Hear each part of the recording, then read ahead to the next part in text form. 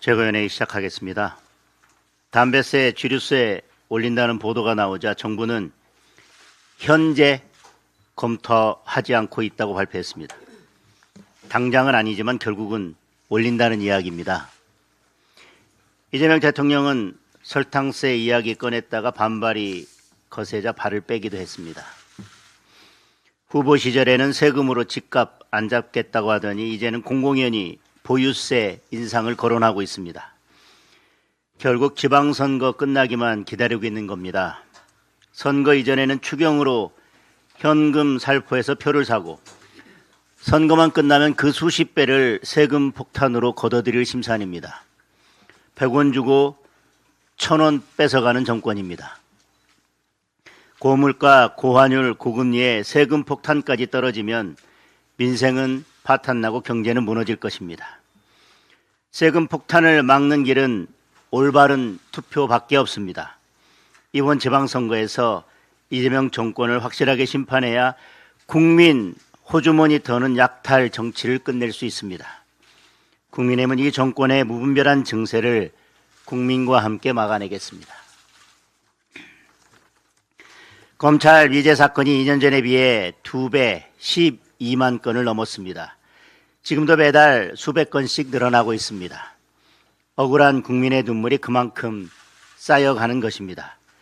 이재명 정권의 대책 없는 검찰 해체가 불러온 결과입니다. 검사들이 줄줄이 사표를 던지고 있는데 안 그래도 부족한 검사들을 특검에 차출하고 있습니다. 더불어민주당은 2차 재탕특검에 몸집을 불리는 특검법 개정안까지 발의했습니다. 그나마 이것도 시작일 뿐입니다. 10월에 실제로 검찰이 해체되면 더 많은 검사들이 떠날 것입니다.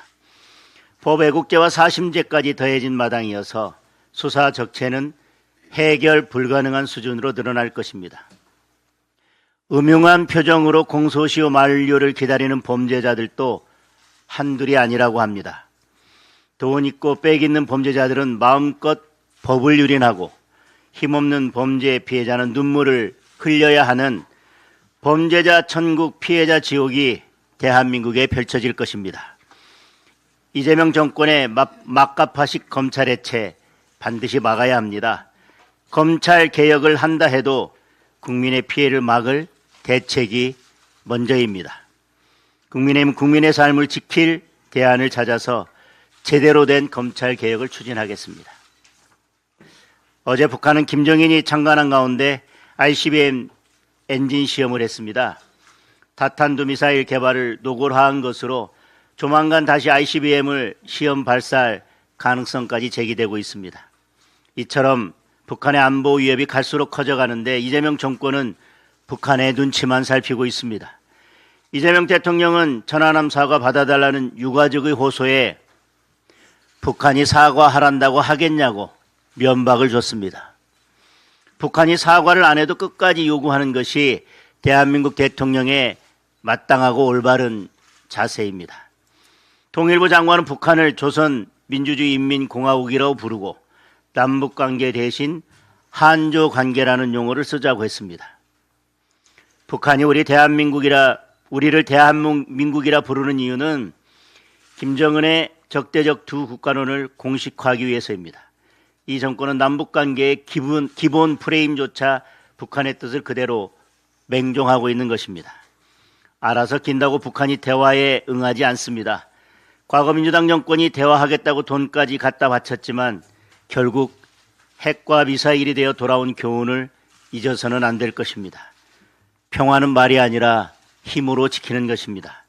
굴종적 대북 정책을 즉각 중단하고 국민이 요구하는 당당한 대북 정책을 추진하기 바랍니다.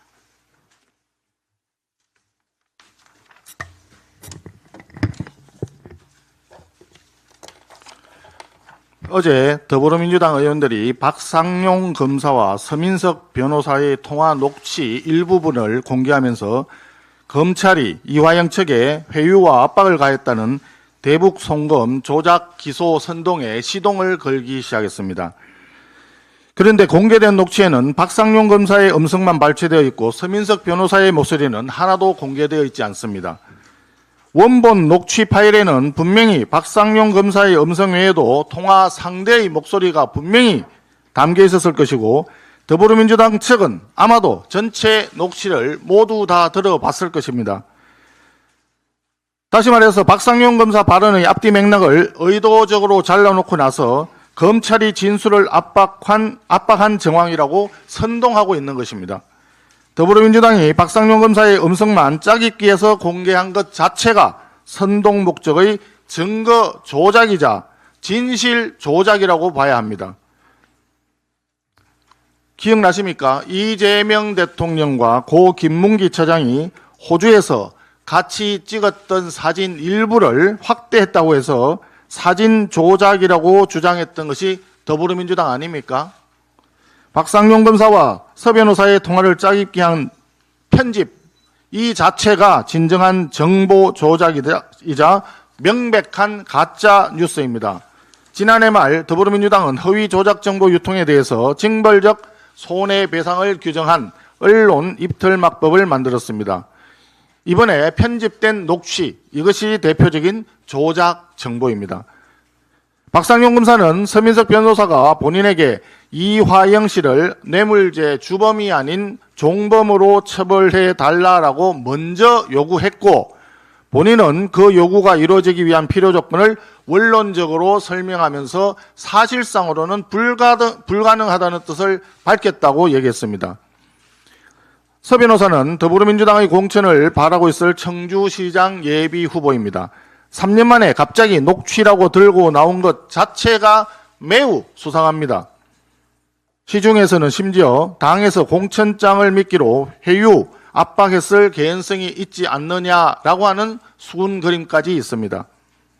지금 더불어민주당은 조작 기소, 공소 취소라고 하는 결론을 미리 정해놓고 답정너식 국정조사를 진행하고 있습니다.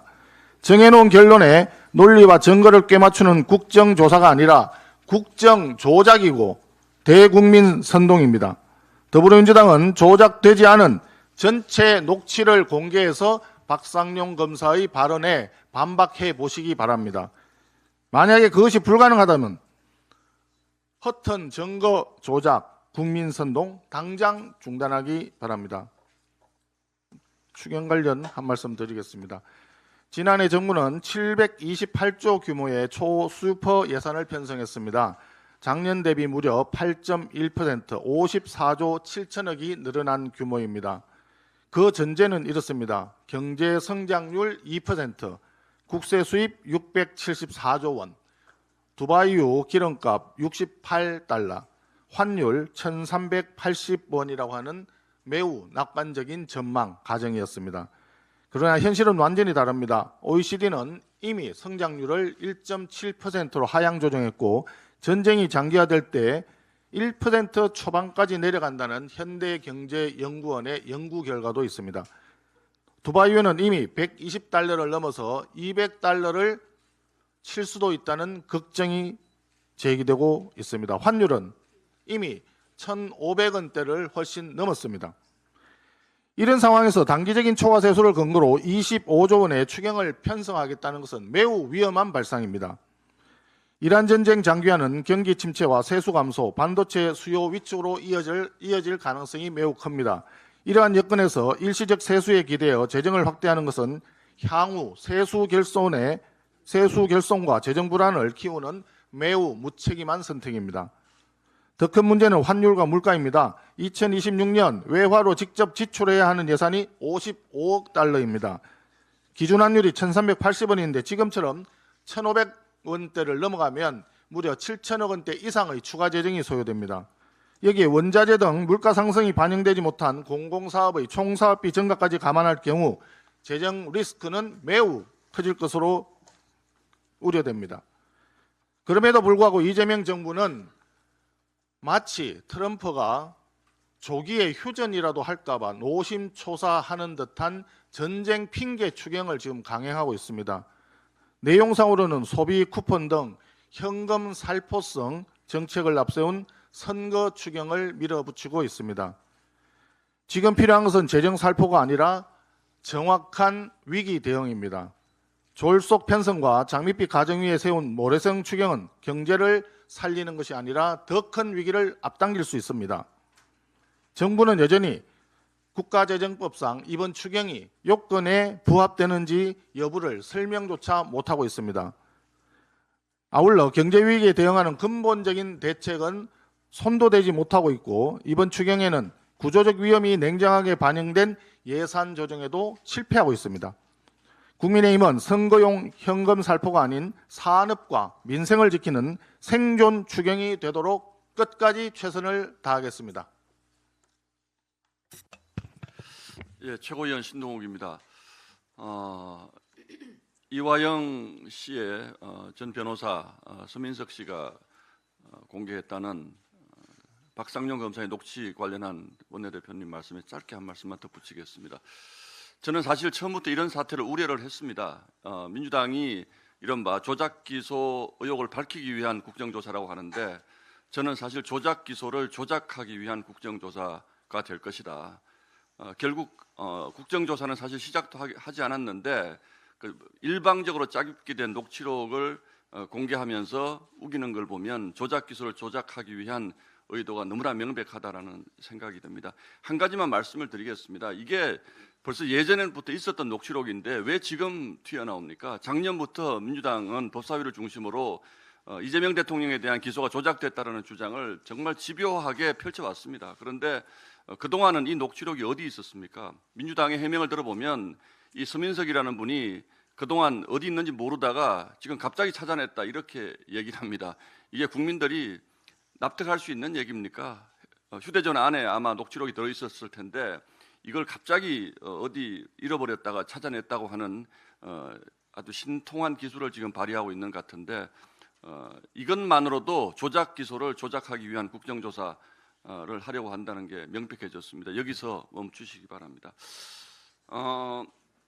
그리고 그 지방선거가 다가오면서 여러 후보들, 특히 민주당 후보들의 도덕성 문제가 지금 집중적으로 거론이 되고 있는 것 같은데 서울시장의 유력한 후보로 거론되고 있는 정원호 성동구청장에 대한 논란이 점입가경입니다. 어떻게 된 일인지 제가 보기에는 언론에서도 충실하게 이게 지금 다뤄지지 않고 있는 것 같아서 참으로 걱정인데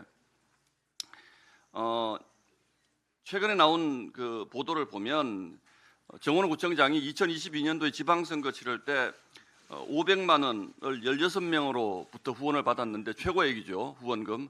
이 가운데 8명이 특정 업체의 대표거나 임원이었고 이 8곳이 2021년부터 2025년까지 성동구와 86건 619억 원 규모의 계약을 맺었는데 이 가운데 541억 원이 수의 계약이었다.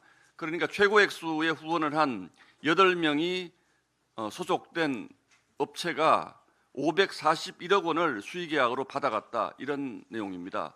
사실 있을 수 없는 일입니다. 구청장 단위에서 이런 일들이 크게 문제되지 않을 것이라고 생각해서 그렇게 했을지는 모르겠습니다만 실제로 이건 있을 수 없는 일입니다. 이 부분은 지금 저희 당의 단순한 의혹 제기가 아니고 수사를 받아서 과연 어떤 사람에게 어떤 이유로 수의 계약을 했는지 반드시 밝혀내야 할 것입니다. 그리고 또 하나가 어제 불거졌습니다. 성폭력 범죄 혐의자를 성동구 산하의 성동문화원장에 재임용했다는 사실이 드러났습니다. 그런데 이거 자체로서 말이 안 되는 거죠. 어떻게 성폭력 혐의자를 문화원장에 임용을 합니까? 그런데 더 가관인 것은 정원호 구청장의 설명입니다. 뭐라고 설명을 하냐 하면 성동문화원은 성동구의 산하기관이 아니다. 지방문화진흥법에 따라서 비영리 독립법인에 불과하다.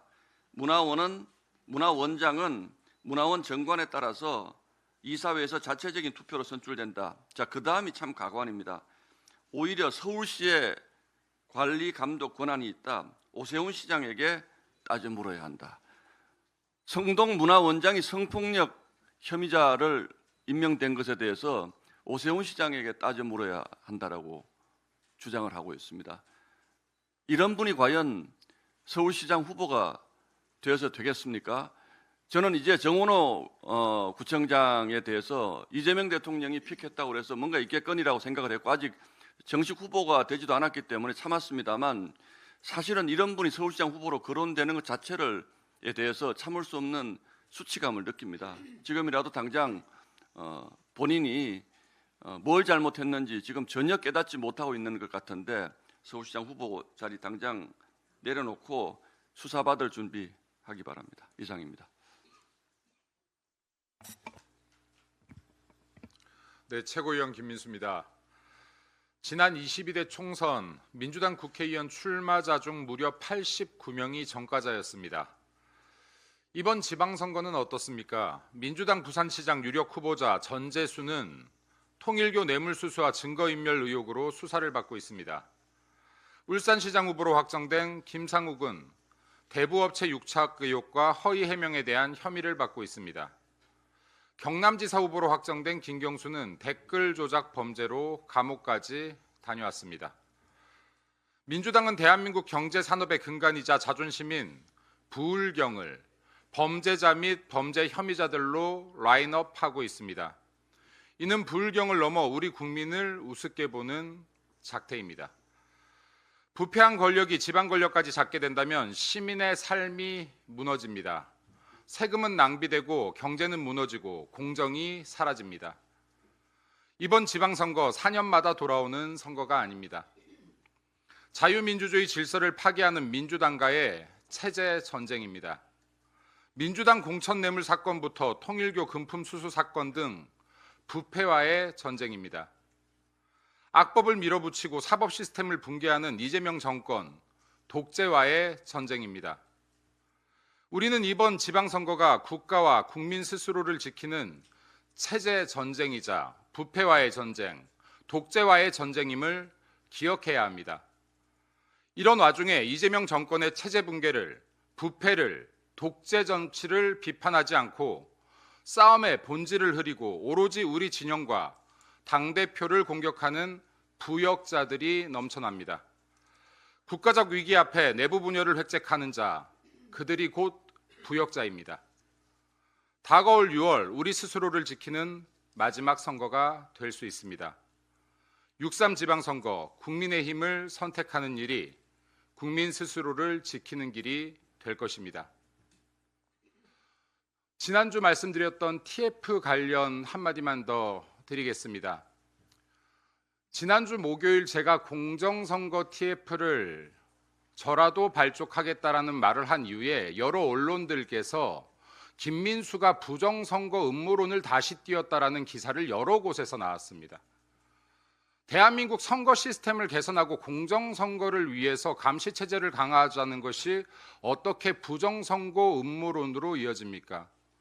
이런 기사 쓰신 기자님들께서는 왜 이런 기사를 쓰신 건지, 왜 공명선거 시스템을 부정선거론으로 몰고 싶어 하시는 건지 한 번 정도 스스로를 돌아보시기 바랍니다. 그리고 국민 여러분들께서 이런 기자님들께서 왜 이런 프레임을 통해서 선거제도 개선을 부정선거 음모론으로 모는지도 국민 여러분들께서도 한 번 정도 생각해 봐주시길 부탁드리겠습니다. 그리고 하나만 더 말씀드리겠습니다. 지난주 목요일 우리 장동혁 대표님께서 전재수 관계돼서 밭두렁 수색 TF를 꾸리겠다라고 페이스북 메시지를 남기셨습니다.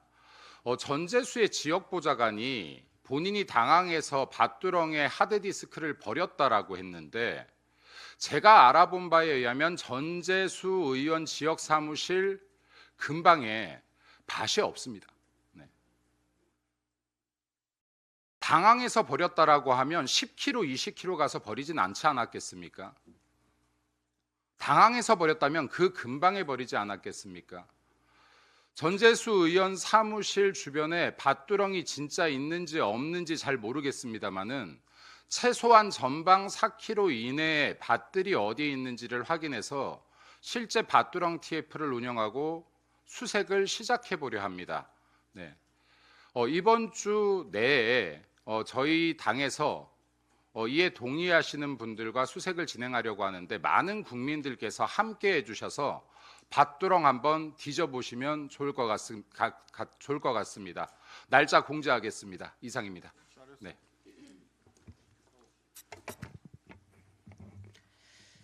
민주당의 범죄 가산점 공천을 규탄합니다.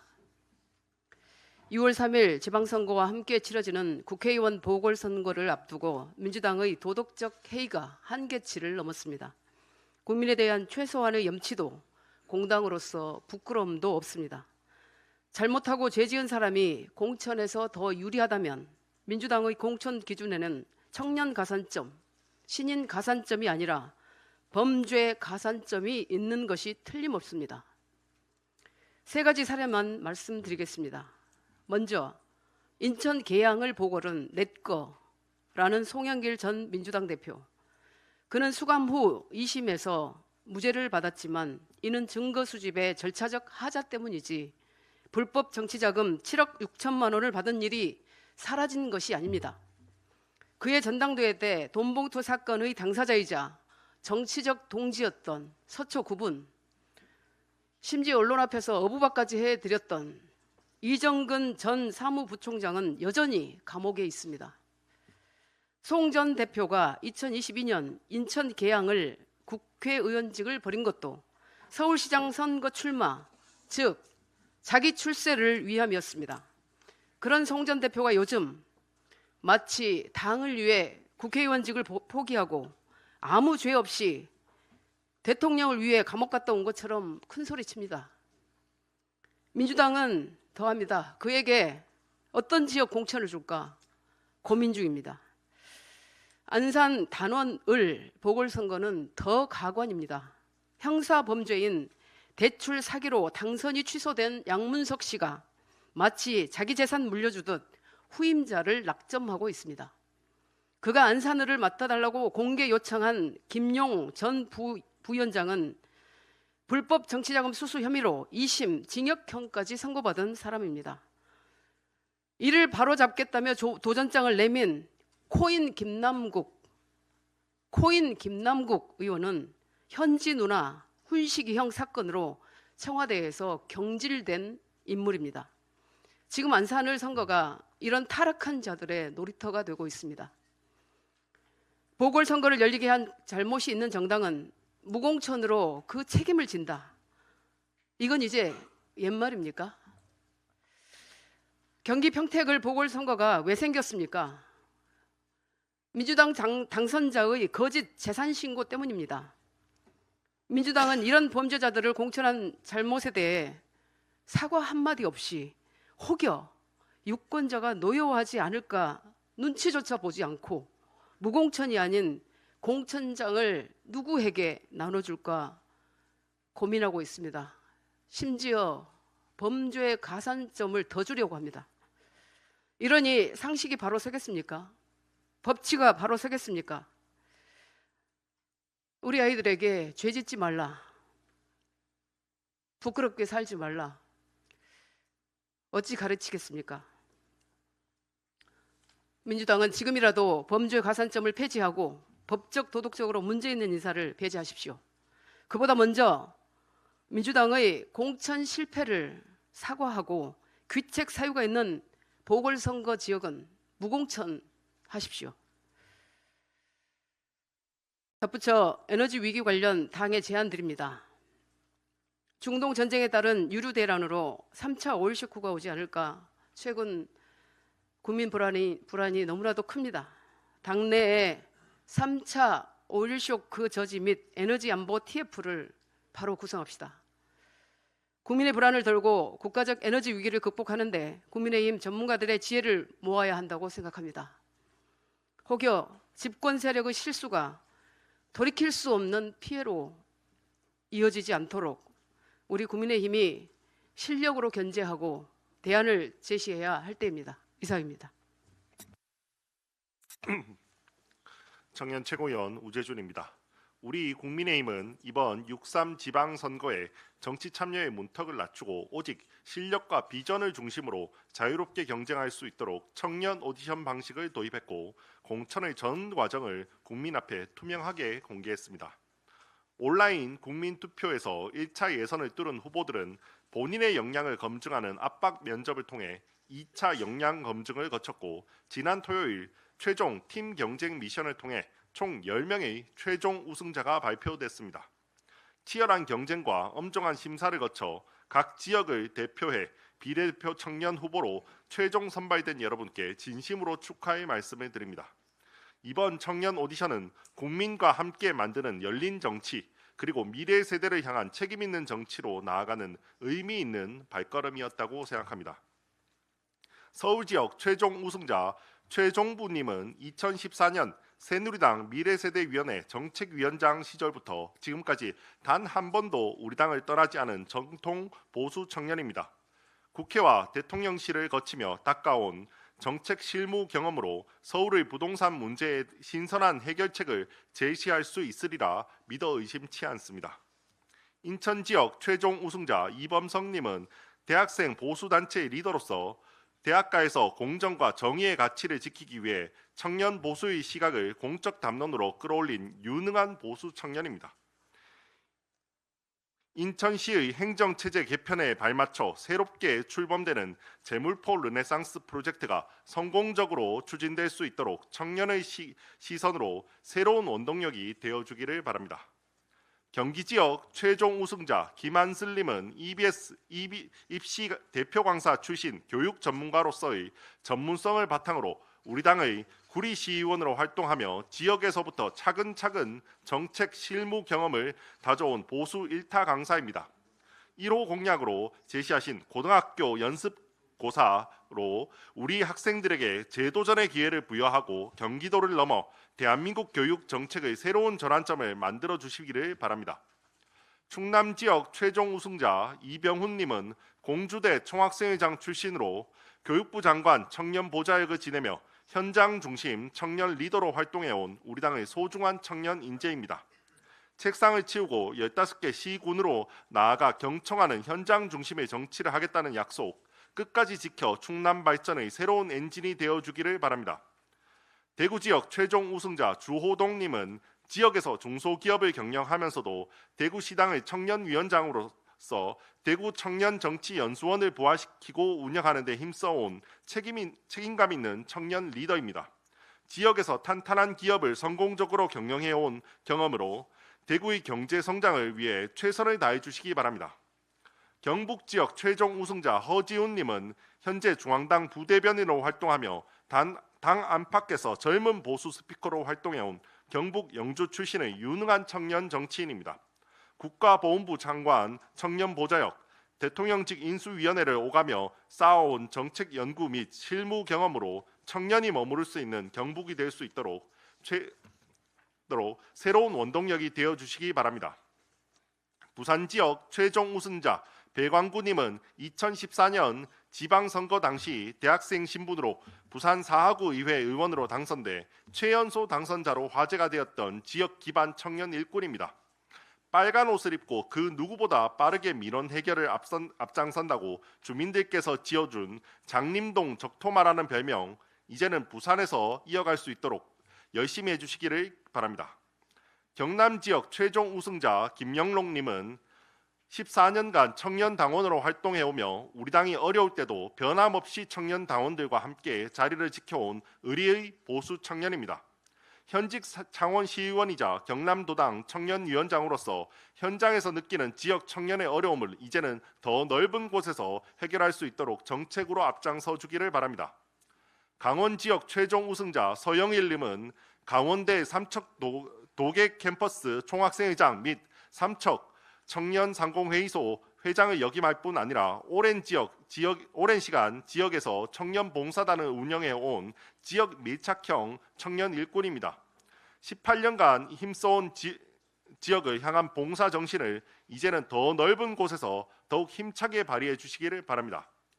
제주 지역 최종 우승자 김태현님은 제주도청 비서실, 제주도 장애인 체육회와 청년센터에 근무하며 다양한 분야의 행정 경험을 쌓아온 찐 제주 사람입니다. 지난 지방선거에 출마했다가 낙선한 이후로 도민의 삶을 더욱 가까이 지켜보기 위해 택시를 운전했다고 합니다. 지역 곳곳에서 듣고 배운 제주도민의 눈물을 기억하며 제주도의 도약을 위해 청년의 힘으로 함께해 주기를 바랍니다. 아울러 아쉽게 이번 기회를 함께하지 못한 참가자 여러분께도 깊은 위로와 감사의 말씀을 전합니다. 청년 여러분의 여러분께서 보여주신 열정과 패기 그리고 끝까지 최선을 다해준 노력은 그 자체로 우리 정치의 희망이었습니다. 물론 이번 도전의 과정에서 당 안팎으로 일부 미숙한 점에 대한 비판이 제기된 것도 사실입니다. 이러한 지적을 겸허히 받아들이며 보다 완성도 높은 제도로 발전시켜 나갈 수 있도록 앞으로도 지속적으로 보완하고 노력해 가겠습니다. 더불어민주당은 이번 지방선거에서 청년 인재 육성을 위해 어떤 변화를 시도하고 있는지 알 수 없습니다. 제가 들은 것은 온갖 범죄 의혹이 있는 후보자들과 강선우 의원이 돈 받고 김경 의원을 공천했다는 의혹밖에 없는 것 같습니다. 불공정의 화신 조국 대표를 모시고 있는 조국혁신당은 공정한 공천 시도조차 하지 못할 겁니다. 우리 당은 앞으로 계속해서 공정한 절차를 통해 좋은 인재를 발굴하여 국민께 소개하기 위해서 노력하겠습니다. 감사합니다.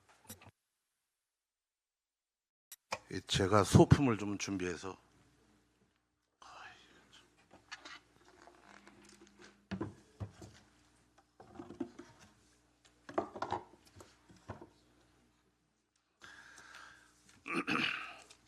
이 되로 주고 말로 받는다는 속담이 있습니다. 이게 되고 이게 말입니다. 그런데 요즘엔 되로 받고 말로 뺏긴다는 새로운 속담이 생겨났습니다. 민생 지원금으로 찔끔찔끔 받고 난 후 각종 명목으로 왕창 뜯기고 있습니다. 쥐꼬리만큼 받고 몇 곱절의 돈을 뺏어가고 있습니다. 경제 전문가들이 분석한 숫자를 보면 기가 막힙니다. 현 정부는 민생 지원금으로 1인당 15만 원을 주겠다고 합니다. 받고 난 후 그 돈을 위해 우리가 짊어져야 하는 빚은 1인당 48만 원입니다. 국민 건강을 핑계로 한 설탕세도 먹거리 가격이 10에서 20%가량 상승합니다. 1인당 연간 30만 원의 장바구니 비용이 오르게 됩니다. 한전과 가스공사의 누적된 적자는 전기료 50% 인상으로 돌아옵니다. 가구당 전기료에 약 50만 원에서 70만 원의 추가 부담이 되는 폭탄 청구서를 받게 됩니다. 설탕세, 주류세, 담배세에 대한 부담은 가진 거 없는 서민들에게 더욱 가혹하고 큰 고통입니다. 국가가 이런 식으로 교묘하게 세금과 세금 형식의 돈을 걷어가게 되면 물가는 폭등하고 경기는 침체됩니다. 있는 사람들이 더 힘들겠습니까? 없는 사람들이 더 고통스럽겠습니까? 당장 쥐어주는 현금이 달콤하겠지요. 하지만 그것은 미래 세대의 자산에 대한 약탈입니다. 우리의 아들과 딸, 손녀와 손자들이 커서 뼈 빠지게 일해야 고스란히 갚을 수 있습니다. 세상에 공짜는 없습니다. 다른 대가를 분명히 치러야 합니다. 민생지원금, 그 달콤함에 취해 그 이면의 심각성을 가벼이 여기게 되면 머지않아 우리는 피눈물을 흘려야 합니다.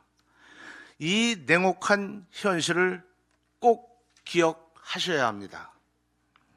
한 말씀 더 드린다면 민생지원금을 나눠주는 것 때문에 일선 공무원들도 떨고 있다고 합니다. 나눠주는 거 너무 힘들고 업무 과중이라 죽을 맛이라고 하는데 툭 하면 준다고 하니 차라리 한 방에 주던지 왜 선거 앞두고 지금 주는 건지 조금씩 주면서 생색내기인지 이것이 일선 현장의 목소리입니다. 이상입니다. 제가 한 말씀 더 드리겠습니다. 요즘 다른 최고위원님들 말씀 끝나고 나면 제가 숟가락 얹는 게 패턴이 돼서 오늘 한 말씀 드려보려고 합니다. 지금 우리 조광원 의원님께서 세금에 대해서 말씀하셨는데 이미 엄청나게 상승한 공시지가 때문에 국민들은 보이지 않는 세금을 이미 부담하게 된 것이고 서울 지역에서는 민생지원금의 몇 배가 되는 월세 상승을 감당해야 될 지경에 놓여 있습니다. 또 한 가지 조작기소 국정조사에 대해서 한 말씀 더 드리면 민주당의 공작 정치는 늘 패턴이 똑같습니다. 민주당의 공작 정치의 시작은 뜬금없는 녹취에서 시작됩니다. 이번에도 녹취록을 들고 나왔습니다. 그 녹취록 우리 원내대표님께서 말씀하셨지만 어디 있다 이제 나온 겁니까? 이거에 대해서 물으면 그럴 것입니다. 논두렁에 버렸다가 밭두렁에서 다시 주워왔다고 할 것입니다. 저는 이 밭두렁 녹취록을 가지고 조작기소 국정조사를 하겠다고 하는 것 자체가 모렴치하고 오만한 공작정치라고 생각합니다. 서민석 변호사가 민주당 공천장을 받기 위해서 민주당에 갖다 바친 이 녹취록은 한마디로 공천 뇌물입니다. 오만한 공작 정치에 대해서 국민들께서 반드시 심판해 주실 것이라고 생각합니다. 그리고 먼저 말씀드렸던 증세나 공시지가 상승, 이로 인한 여러 가지 부담, 그리고 그로 인한 인플레이션, 고물가 자체는 국민에 대한, 특히 취약계층에 대한 착취라는 말씀을 다시 한번 드리겠습니다. 이상입니다.